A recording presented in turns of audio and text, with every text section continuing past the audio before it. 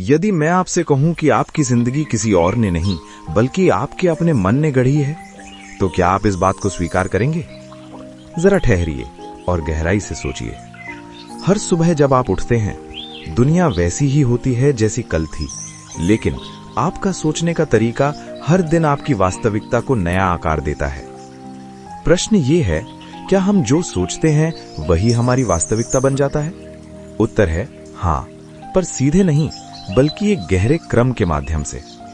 जीवन एक सरल सूत्र पर चलता है। विचार, कर्म, आदत, जीवन। सब कुछ एक छोटे से विचार से आरंभ होता है।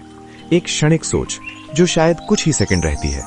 मैं ये नहीं कर सकता, मैं योग्य हूं, लोग क्या कहेंगे, मैं अवश्य सफल हो सकता हूं।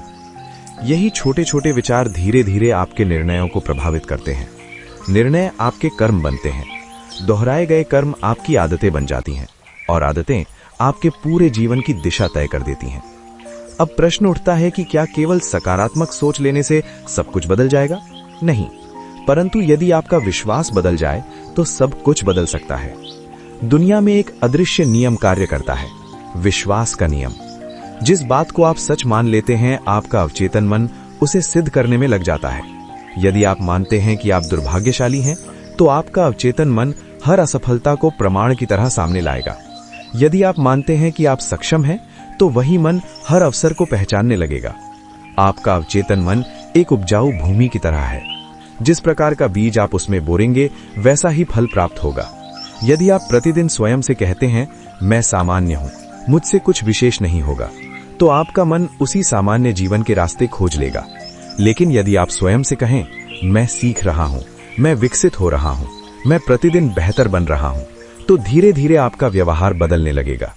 यहीं आत्मसंवाद का महत्व सामने आता है। सबसे खतरनाक शब्द वे नहीं होते जो दुनिया आपसे कहती है। सबसे प्रभावशाली शब्द वे होते हैं जो आप चुपचाप स्वयं से कहते हैं। यदि आपका भीतर का स्वर आपको रोज हीनता का एहसास कराता है, तो संसार की आलोचना की आवश्यकता ही नहीं।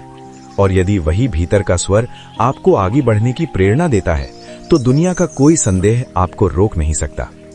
सत्य ये है, वास्तविकता बाहर से कम, भीतर से अधिक बनती है। पर ध्यान रहे, केवल सोचना पर्याप्त नहीं है। विचार को कर्म में बदलना होगा, कर्म को निरंतर दोहराना होगा, तभी आदत बनेगी और आदत ही आपका भविष्य लिखेगी।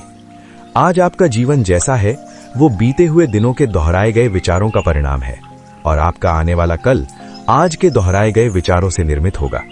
इसलिए अपने हर विचार को महत्व दीजिए, अपने आत्मसंवाद को परखिए, क्योंकि हर बार जब आप कहते हैं मैं नहीं कर सकता, आप अपने भविष्य पर एक अदृश्य सीमा लगा देते हैं। और हर बार जब आप कहते हैं मैं प्रयास करूंगा, मैं सीखूंगा, आप अपनी संभावनाओं का विस्तार कर देते हैं।